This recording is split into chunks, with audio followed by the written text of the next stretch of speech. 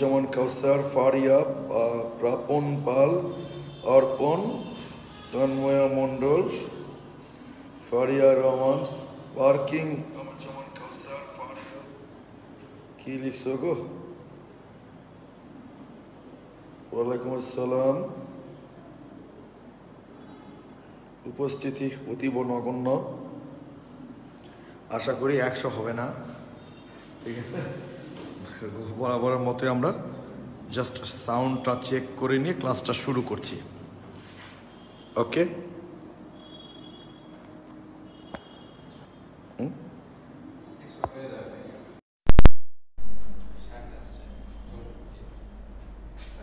হবে না, 100 হওয়াটা একটু কঠিন। এখন অফলাইন ক্লাস করছে তো।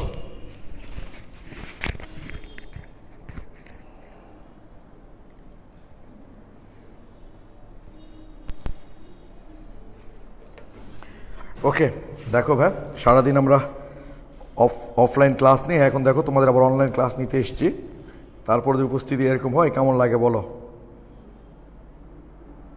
সাউন্ড শোনা যায় না? অফলাইন ক্লাস নিয়ে এখন দেখো। ওকে, তাহলে আমরা শুরু করি। যে জায়গায় রেখেছিলাম সেখান থেকে আমরা এখন ক্লাসটা শুরু করছি। দেখো একটু,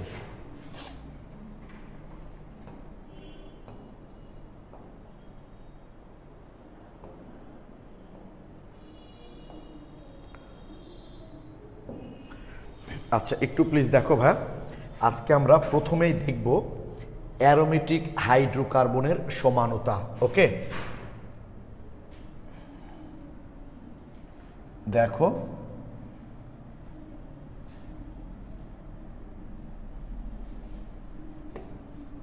অ্যারোমেটিক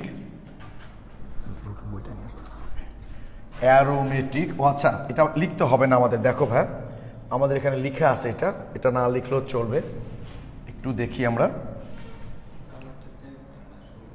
চৌধুরী লেখা বোঝা যাচ্ছে না? দেখি,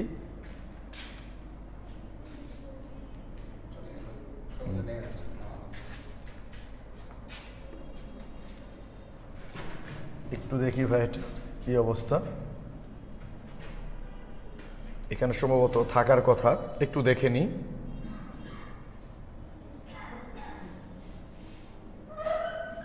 ওইটা মনে হয় পুরাতনটা গো, এই জন্য। ওকে থাক, তাহলে আমরা ক্লাসেই দেখি।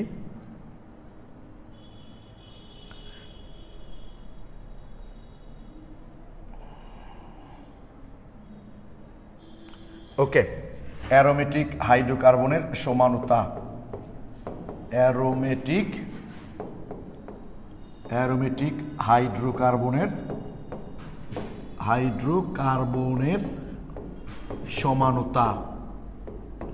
ওকে, দেখা যায় কি এই জায়গায় অ্যারোমেটিক হাইড্রোকার্বনের সমানতা দিয়ে আমরা আজকে শুরু করব। ঠিক আছে, মনে রাখবা অ্যারোমেটিক হাইড্রোকার্বনের সমানতা। মনে রাখবা বেনজিনের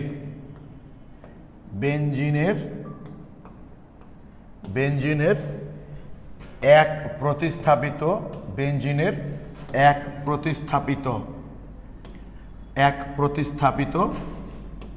হাইড্রোজেনের কোনো সমাণু হয় না। বেনজিনের এক প্রতিস্থাপিত হাইড্রোজেনের কোনো সমাণু হয় না, অর্থাৎ এই যে C6H6, তাই না ভাই? তো এখান থেকে যদি আমরা একটা হাইড্রোজেন ধরে ক্লোরিন দ্বারা প্রতিস্থাপন করলাম, তো এটা তুমি যেভাবেই লিখো না কেন, বেনজিন বলের তুমি যেখানেই ক্লোরিনটা প্রবেশ করাও না কেন সেটাই ক্লোরোবেনজিন। এখানে দিলে এটাও ক্লোরোবেনজিন, তারপর যদি তুমি এখানে দাও, এখানে ক্লোরোবেনজিন, যেখানে দাও না কেন সেটাই ক্লোরোবেনজিন হবে। অর্থাৎ বেনজিনের এক প্রতিস্থাপিত হাইড্রোজেনের কোনো সমাণু হবে না। কি মনে থাকবে ভাই? বেনজিনের এক প্রতিস্থাপিত হাইড্রোজেনের কোনো সমাণু হবে না। ওকে, এটা যেন মাথায় থাকে তোমাদের, বেনজিনের এক প্রতিস্থাপিত হাইড্রোজেনের কোনো সমাণু হবে না। এবার আসো দ্বি প্রতিস্থাপিত হাইড্রোজেনের ক্ষেত্রে। দ্বি প্রতিস্থাপিত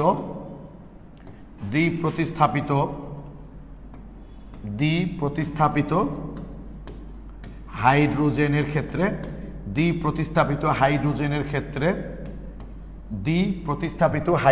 ক্ষেত্রে তিনটি সমাণু হয়, তিনটি সমাণু হয়, দ্বি প্রতিস্থাপিত হাইড্রোজেনের ক্ষেত্রে তিনটি সমাণু হয়। এটা মোস্ট ইম্পর্টেন্ট। অ্যাডমিশন টেস্ট বলো আর ফাইনাল পরীক্ষা বলো না কেন, এখান থেকে সবচেয়ে বেশি প্রশ্ন হয়। অর্থাৎ বেনজিনের দুইটা হাইড্রোজেন যদি প্রতিস্থাপন করা হয়, সেটা একই রকম মূলক দ্বারা করা হোক অথবা ভিন্ন রকম মূলক দ্বারা করা হোক ভাইয়া। বেনজিনের যেমন ধরো C6H4Cl2, দেখো বেনজিনের আমরা দুটা হাইড্রোজেন প্রতিস্থাপন করছি দুটাই ক্লোরিন দ্বারা, তার মানে এর সমাণু হবে তিনটি। আবার এমনও হতে পারে C6H4CH3Cl, দুটা ভিন্ন দ্বারা প্রতিস্থাপন করলাম, তাহলে এরও সমাণু তিনটি, এরও সমাণু তিনটি। অর্থ প্যারা এবং মেটা এটা সবচেয়ে বেশি দেয়, বিশেষ করে এমসিকিউ এ দেয় তোমাদের যে এই যৌগটা দিয়ে বলবে সমাণু কয়টি বা এই যৌগ দিয়ে বলবে সমাণু কয়টি, তাহলে মাথায় থাকে যেন তোমাদের। হ্যালো হ্যালো আসসালাম, একটু পরে কথা বলিবে, আমি অনলাইন ক্লাস নিচ্ছি।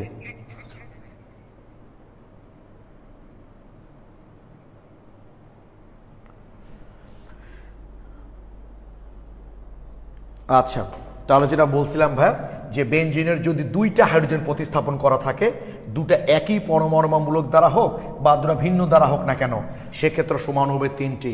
কি মনে থাকবে, বেনজিনের এক প্রতিস্থাপিত হাইড্রোজেনের কোনো সমাণু হয় না, দ্বি প্রতিস্থাপিত হাইড্রোজেনের ক্ষেত্রে তিনটি করে সমাণু হবে। ওকে, আর বেনজিনের ত্রিপ্রতিস্থাপিত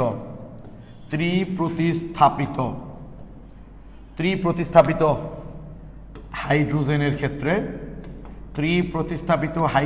ক্ষেত্রে, মানে বেনজিনের যদি তিনটা হাইড্রোজেন প্রতিস্থাপন হয়, ত্রিপ্রতিস্থাপিত হাইড্রোজেনের ক্ষেত্রে কি হবে দেখো একটু ভাই। তাহলে কি বললাম আমরা, যে দ্বি প্রতিস্থাপিত হাইড্রোজেন সমান হবে তিনটা, ত্রিপ্রতিস্থাপিত হাইড্রোজেনের ক্ষেত্রে এক নাম্বার হচ্ছে তিনটি একই মূলক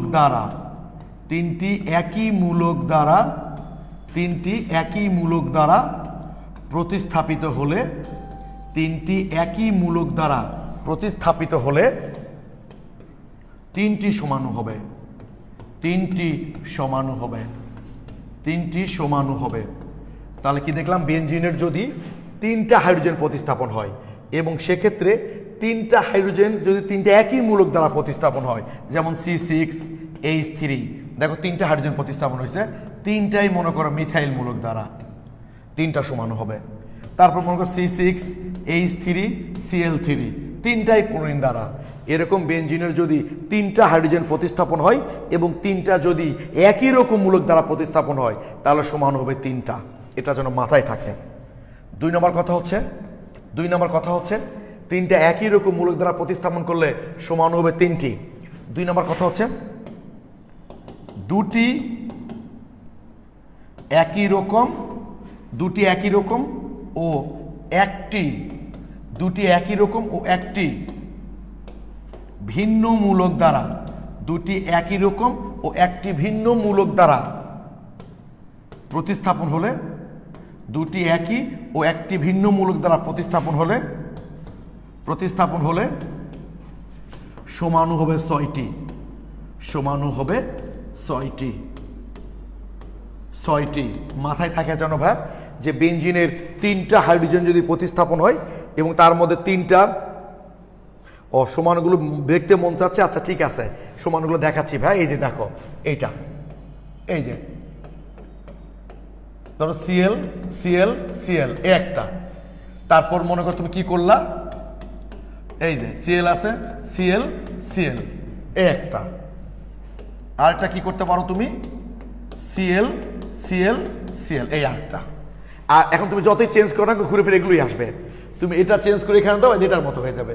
মানে এখন এটা যদি তুমি চেঞ্জ করে এখানে দাও, তাহলে এটার মতো হয়ে যাবে। যেটাই চেঞ্জ করো না কেন, ঘুরে ফিরে এগুলোই হবে। তোমরা রুমে এগুলো একটু ট্রাই করো ভাই, তাহলে বের করতে পারবা। রুমে যদি একটু ট্রাই করো তাহলে এগুলো বের করতে পারবা ভাই, ঠিক আছে। এই যে তিনটা করে সমাণু। আবার দেখো, এটাও দেখো, দুটি একই রকম একটি ভিন্ন মূলক দ্বারা প্রতিস্থাপিত সমাণু হবে ছয়টি। আমি দেখাচ্ছি, দেখো, তাহলে নিজেরাই বুঝতে পারবা কিভাবে ছয়টা হচ্ছে। মনে করো C6H3, ঠিক আছে, CH3 2 আর Cl, তাহলে বেনজিনের আমরা 3টা হাইড্রোজেন প্রতিস্থাপন করেছি কি দ্বারা? দুটো একই রকম মূলক, একটা ভিন্ন দ্বারা। তাহলে কয়টা সমান হবে? 6টা। দেখো, দেখতে চাচ্ছ তো? দেখো 6টা সমান কি কি হবে, 6টা সমান কি কি হবে দেখো।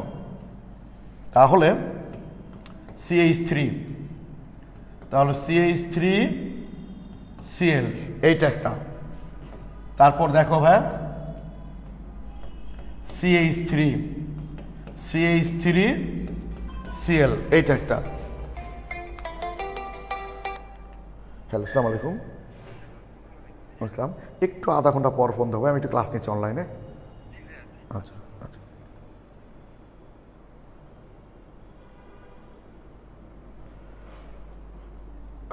ওকে, তাহলে দেখ কয়টা হলো ভাই এখানে? 2টা। দেখা যায় তো না, কালো দিয়ে একটু প্রবলেম হচ্ছে নাকি? তারপর দেখো ভাই CH3, তারপর দেখো CH3 1 2 3 4 1 2, এই দুটো একই, এটা দেওয়া যাবে না। এবার দেখো ভাই একটু CH3 Cl 3টা। তারপর দেখো ভাই একটু CH3 Cl CH3 4টা। তারপর দেখো Cl CH3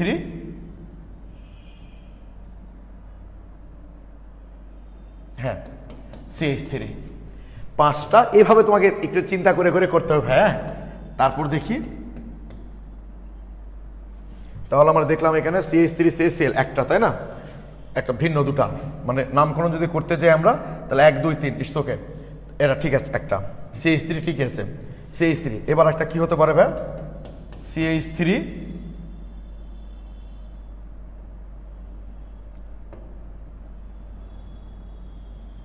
Cl CH3। এই যে এভাবে আমাদের সমানুগুলো কিন্তু ভাই তৈরি করতে হবে, ঠিক আছে? এইভাবে তোমরা সমানুগুলো তৈরি করবা, তাহলেই হয়ে যাবে। ক্লিয়ার?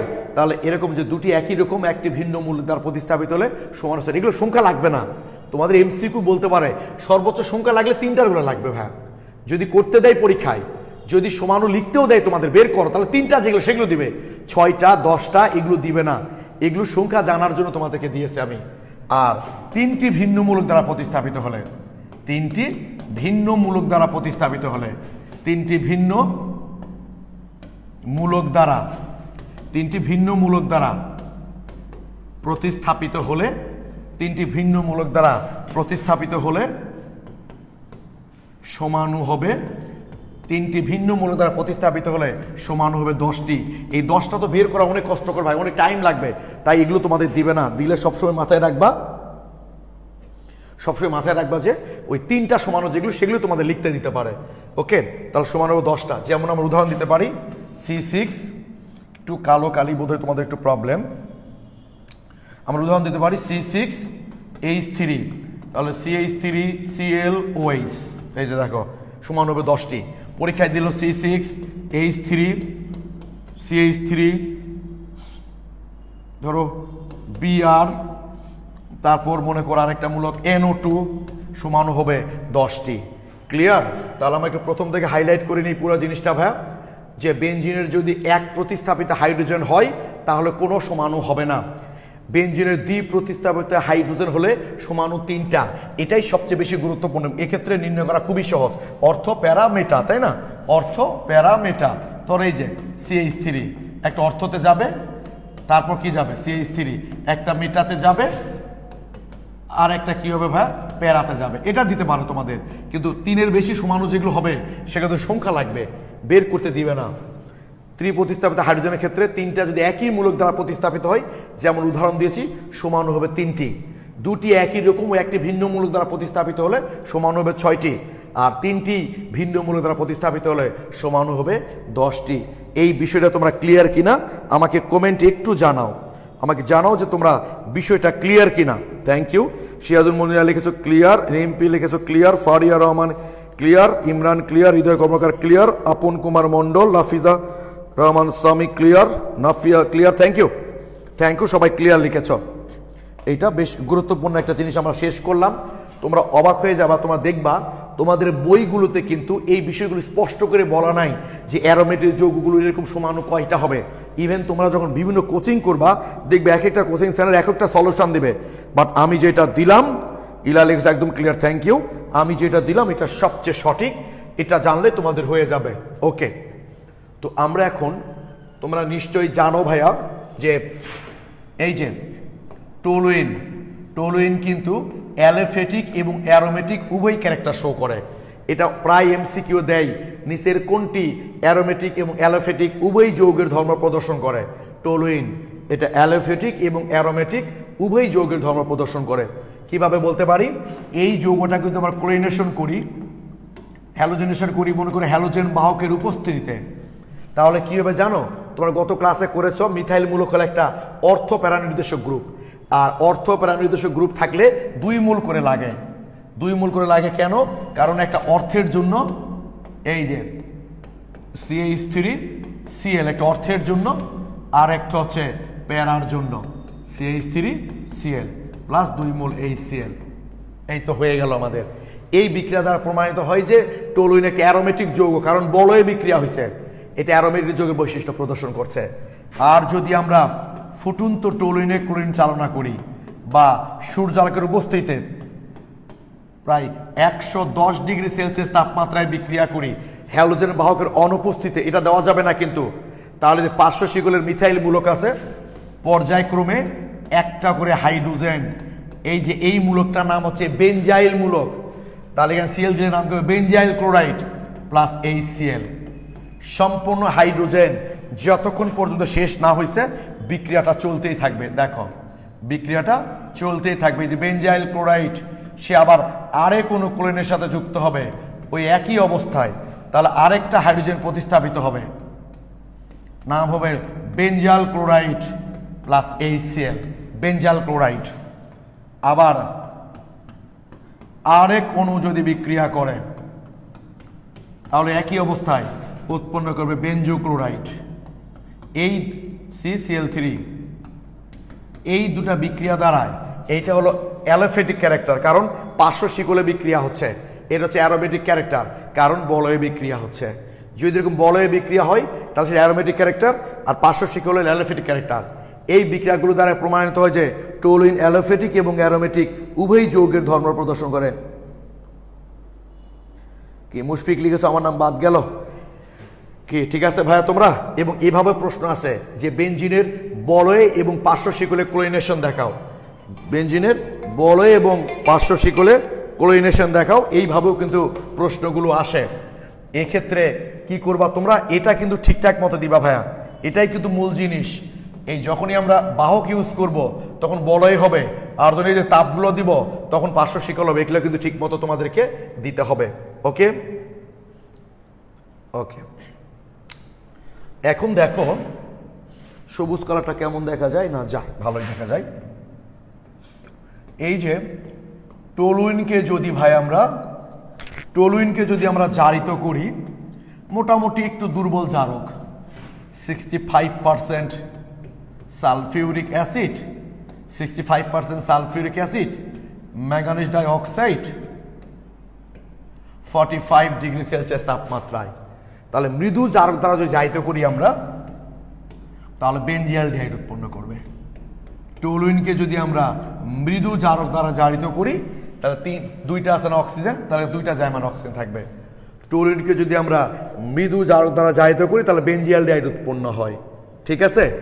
আর যদি দেখো এবার হচ্ছে মূল খেলা আমাদের, এই যে টোলুইন নিতে পারি আমরা,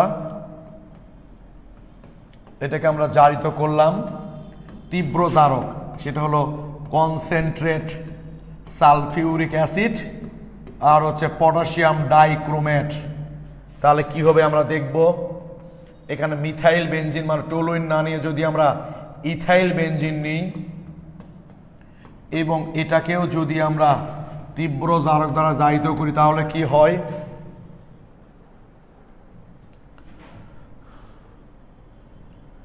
তারপর দেখো ভাইয়া এখানে vinyl benzene CH double bond CH2, এটার নাম ভিনাইল বেনজিনও বলা হয়, আবার স্টেরিনও বলা হয়, স্টেরিন। এই জায়গা কি দেখা যায়? হ্যাঁ দেখা যায়। স্টেরিন এইটাকে যদি জারিত করি তাহলে কি উৎপন্ন হবে? খুব গুরুত্বপূর্ণ বিক্রিয়া ভাই এগুলো। ওটা তো দেখলামই যে আংশিক জারণ করলে বেনজিয়ালডিহাইড, আর এগুলো দ্বারা জারিত করলে কি তৈরি হবে একটু দেখে নাও তোমরা। মনে রেখো এর জন্য আমাদের জানতে হবে বেনজাইলিক হাইড্রোজেন জিনিসটা কি।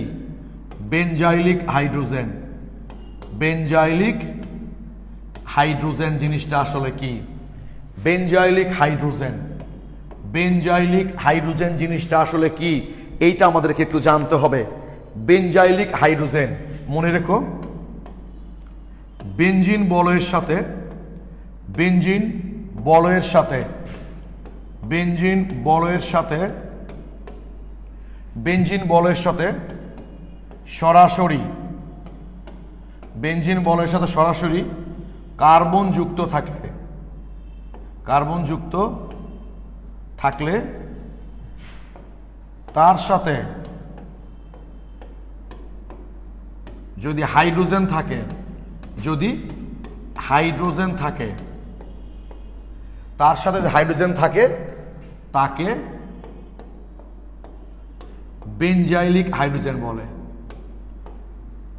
বেনজাইলিক হাইড্রোজেন বলে। ওকে, বেনজাইলিক হাইড্রোজেন জিনিসটা আসলে কি? বেনজাইলিক হাইড্রোজেন জিনিসটা আসলে কি? বেনজিন বলের সাথে সরাসরি কার্বন যুক্ত থাকলে তার সাথে যদি হাইড্রোজেন থাকে তাকে বেনজাইলিক হাইড্রোজেন বলে।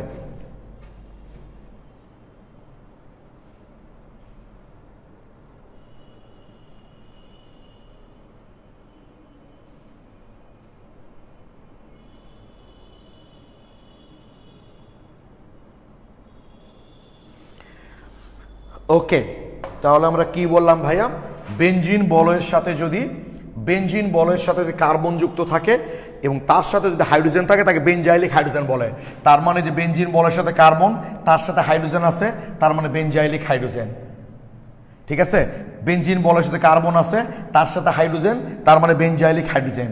বেনজিন বলয়ের সাথে কার্বন আছে, তার সাথে হাইড্রোজেন, তার মানে বেনজাইলিক হাইড্রোজেন।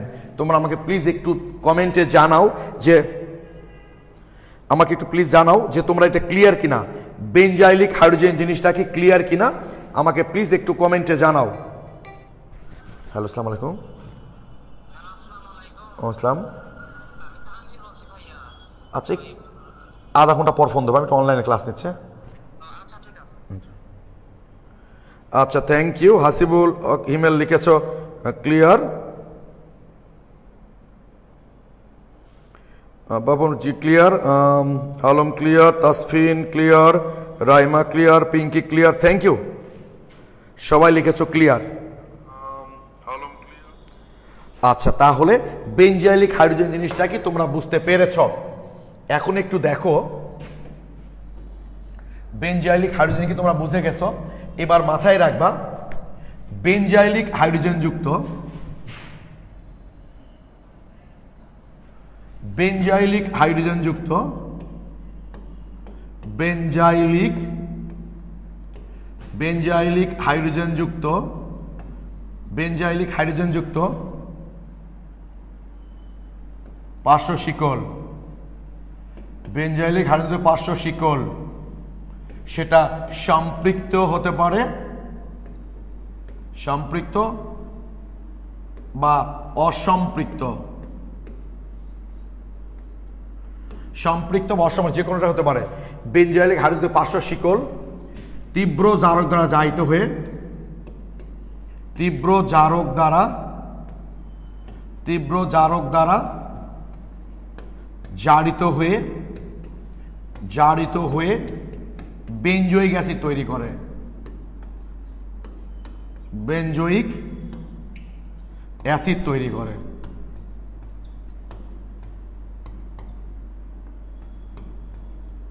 ওকে, বেনজাইলিক হাইড্রোজেন যুক্ত, মাথায় রাখবা বেনজাইলিক হাইড্রোজেন যুক্ত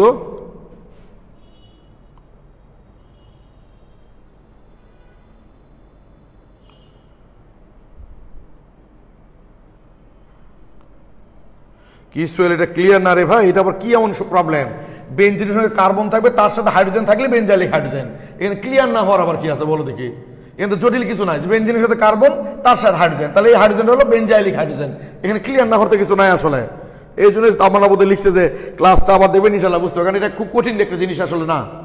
ওকে, তো বেনজাইলিক হাইড্রোজেন যুক্ত যে কোনো যৌগ, সে সম্পৃক্ত হোক আর অসম্পৃক্ত হোক না কেন, জারিত করে বেনজোয়িক অ্যাসিড উৎপন্ন করবে। খেয়াল করো, এই যে বেনজিন বলের সাথে কার্বন, তার সাথে হাইড্রোজেন আছে, তার মানে এটা বেনজাইলিক হাইড্রোজেন যুক্ত যৌগ। এটাকে জারিত করলে বেনজোয়িক অ্যাসিড হবে। এই যে এদিকে সাব ব্যাংক কুচা যাই থাক, যত বড়ই শিকল হয়ে যাক না কেন, ওইটা আমার দেখার দরকার নাই। যত বড় না কেন, এর সাথে যদি কার্বন থাকে, তার সাথে যদি হাইড্রোজেন থাকে, মানে বেনজাইলিক হাইড্রোজেন থাকে, সেটা জারিত হয়ে বেনজোয়িক অ্যাসিড তৈরি করবে। আবার এই দেখো, এটা কিন্তু অসম্পৃক্ত, কোনো অসুবিধা নাই, যেহেতু বেনজাইলিক হাইড্রোজেন জারিত হয়ে বেনজোয়িক অ্যাসিড তৈরি করবে। সবসময় মাথায় রাখবা, বেনজাইলিক হাইড্রোজেন যুক্ত মানে হাইড্রোজেন যুক্ত যে কোনো পার্শ্ব শিকল তীব্র জারক দ্বারা জারিত হয়ে বেনজোয়িক অ্যাসিড তৈরি করবে, সে সম্পৃক্ত হোক আর অসম্পৃক্ত হোক না কেন। ওকে, তাহলে এই যে টলুইন বেনজাইলিক হাইড্রোজেন যুক্ত জারিত হয়ে তৈরি করবে বেনজোয়িক অ্যাসিড, আর হাইড্রোজেনটা অতিরিক্ত হাইড্রোজেন পানি তৈরি করবে। যদি সমতা করতে চাও তাহলে 3 মোল জার্মান হাইড্রোজেন, সমতা না করলে সমস্যা নাই। এখানেও এই যে এক কার্বন বেনজাইলিক হাইড্রোজেন আছে, জারিত হয়ে বেনজোয়িক অ্যাসিড তৈরি করবে, বেনজোয়িক অ্যাসিড। আর আরো একটা যে কার্বন আছে, ওটা কার্বন ডাইঅক্সাইড আর পানি তৈরি করবে, হয়ে গেল। এটাও বেনজাইলিক হাইড্রোজেন যুক্ত যৌগ, তাই পার্শ্ব শিকল জারিত হয়ে বেনজোয়িক অ্যাসিড। এখানেও যেহেতু অতিরিক্ত একটা কার্বন আছে, তাই কার্বন ডাইঅক্সাইড প্লাস পানি। এটা যেন অবশ্যই মাথায় থাকে যে এটা সম্পৃক্ত হোক, অসম্পৃক্ত হোক বা সম্পৃক্ত হোক না কেন, বেনজাইলিক হাইড্রোজেন যুক্ত যে কোনো এই যৌগ, মানে পার্শ্ব শিকল যুক্ত যে কোনো যৌগ জারিত হয়ে কিন্তু ভাইয়া বেনজোয়িক অ্যাসিড তৈরি করবে। এটা কি বলে, মিথাইল মূলক হোক, ইথাইল মূলক হোক, আইসো প্রোপাইল মূলক হোক, প্রোপাইল হোক, যেই হোক না কেন, বেনজোয়িক অ্যাসিড তৈরি করবে। কিন্তু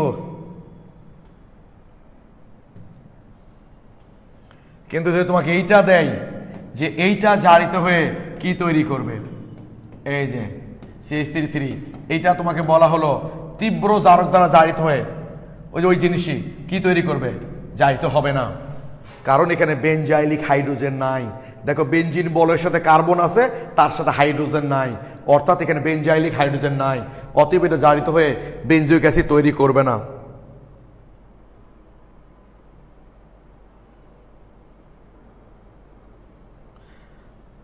ক্লিয়ার কিনা বলো তোমরা ভাই একটু, এই জারণ বিক্রিয়াটা তোমরা ক্লিয়ার কিনা? যদি ক্লিয়ার হও তাহলে এখন আমি একটা প্রশ্ন দেখাবো।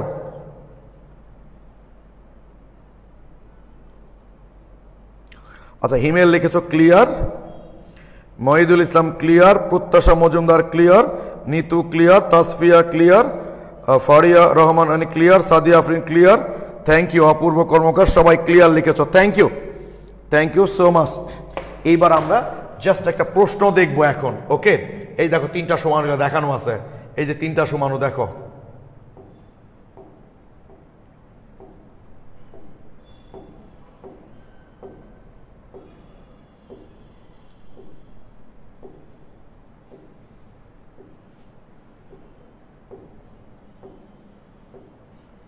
ওকে, এগুলো তো হয়ে গেছে আমাদের।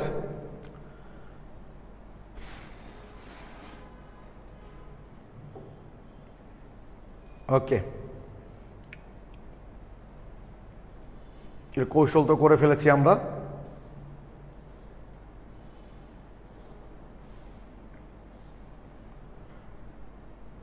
এই যে ভাই, এটা রাজশাহী বোর্ড 2010-এর প্রশ্ন, যদিও তখন সৃজনশীল প্রশ্ন হতো না, কিন্তু এটা সৃজনশীলের মতোই কোশ্চিনটা দিয়েছিল। C4H8 যৌগটি ব্রোমিন কার্বন টেট্রাক্লোরাইড দ্রবণের লাল বর্ণ বিনষ্ট করে। যৌগটি অম্লীয় পটাশিয়াম পার ম্যাঙ্গানিজ দ্বারা জারিত হয়ে বেনজোয়িক অ্যাসিড উৎপন্ন করে। যৌগটির গাঠনিক সংখ্যা নির্ণয় করো, সংশ্লিষ্ট বিক্রিয়া লিখো। তাহলে গাঠনিক সংখ্যা কিভাবে নির্ণয় করতে হবে দেখো, এখানে C4H8 আছে এবং যৌগটি নাকি অম্লীয় পটাশিয়াম পার ম্যাঙ্গানিজ দ্বারা জারিত হয়ে বেনজোয়িক অ্যাসিড উৎপন্ন করে। তাহলে যেহেতু বেনজোয়িক অ্যাসিড উৎপন্ন করে, তাহলে নিশ্চয়ই এই মূলকটা থাকতেই হবে, এই যে এরকম থাকতেই হবে, বেনজাইল এরকম থাকতে হবে, সহজ কথা। তা না হলে তো বেনজোইক অ্যাসিড হতো না। যেহেতু বলেছে যেটা জারিত হয়ে অম্লীয় পটাশিয়াম পার ম্যাঙ্গানেট একটা তীব্র জারক, যেহেতু এই যৌগটাকে তীব্র জারক দ্বারা জারিত করে বেনজোইক অ্যাসিড উৎপন্ন হয়েছে, অতএব এই মূলক থাকতেই হবে, যে বেনজাইলিক হাইড্রোজেন যুক্ত থাকতেই হবে। তাহলে এটা যদি থাকতেই হবে, তাহলে এখানে তো অলরেডি 6 কার্বন, 7 কার্বন তো ব্যবহার হয়ে গেল। কার্বন আছে আর 8টা বাকি, একটা বাকি, যেহেতু মোট 8 কার্বন। আর হাইড্রোজেন আছে কয়টা? এই 5 হাইড্রোজেন, 6 হাইড্রোজেন। আর হাইড্রোজেন বাকি আছে কয়টা? দুটা হাইড্রোজেন, একটা কার্বন, 2টা হাইড্রোজেন বাকি আছে। এগুলোতে কার্বন দিলে তো হবে না, কারণ এগুলোতে দিলে তো হাইড্রোজেন 3টা লাগবে। তাহলে একটা কাজ করতে পারি আমরা, এইটা হতে পারে। তাহলে এটা এই যে পাই বন্ধন আছে, তাহলে লাল বর্ণ, ব্রোমিনের লাল বর্ণ বিনষ্ট হয়ে যাবে। আর জারিত করলে আবার যেহেতু বেনজাইলিক হাইড্রোজেনযুক্ত যৌগ, অতএব জারিত করলে বেনজোইক অ্যাসিড উৎপন্ন হবে। অতএব যৌগটা এইটা, এই যে ব্রোমিনের বিক্রিয়া লাল বর্ণ বর্ণহীন করেছে, জারিত করে বেনজোইক অ্যাসিড। তোমরা আমাকে প্লিজ একটু বলো ক্লিয়ার কিনা, ক্লিয়ার কিনা বলো একটু আমাকে। এই যৌগটার সংকেত যে সিএইচ মানে স্টেরিন, সেটা বুঝতে পারলা কিনা একটু বলো।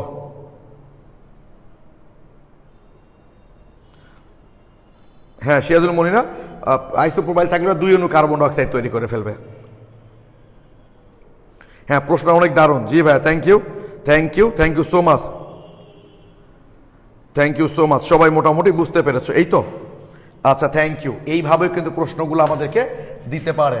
তাহলে মোটামুটি আমরা অ্যারোমেটিক হাইড্রোকার্বনের যে ইম্পর্টেন্ট বিক্রিয়াগুলো ছিল, সেগুলো আমরা মোটামুটি শেষ করলাম। আগামী ক্লাসে আমরা শুরু করব, এই যে আজকে এই পর্যন্ত এবার মোটামুটি 30 মিনিট হলো ক্লাস। আমরা আগামী ক্লাসে এই যে অ্যালকাইল বা অ্যারাইল হ্যালাইড, অর্থাৎ অ্যারোমেটিক যৌগ এবং অ্যালোফেটিক যৌগের মানে হ্যালোজেন দ্বারা হাইড্রোজেন প্রতিস্থাপন যে বিক্রিয়াগুলো, সেগুলো আমরা আগামী দিন করব। স্টেরিন না স্টাইরিন? সম্প্রীতি স্টেরিন এবং স্টাইরিন একই জিনিস। কেউ স্টেরিন উচ্চারণ করে, কেউ স্টাইরিন উচ্চারণ করে, দুটাই ঠিক, দুটাই ঠিক। স্টেরিন এবং স্টাইরিন দুটাই ঠিক। ওকে, তো আজকে এতটুকুই। আগামী দিন আমরা এই অ্যালোফেটিক এবং অ্যারোমেটিক হাইড্রোকার্বনের হ্যালোজেন যে জাতকগুলো আছে, সেগুলো নিয়ে আলোচনা করব। সবাই ভালো থেকো, সুস্থ থেকো, সবার জন্য শুভকামনা রইল। আসসালামু আলাইকুম।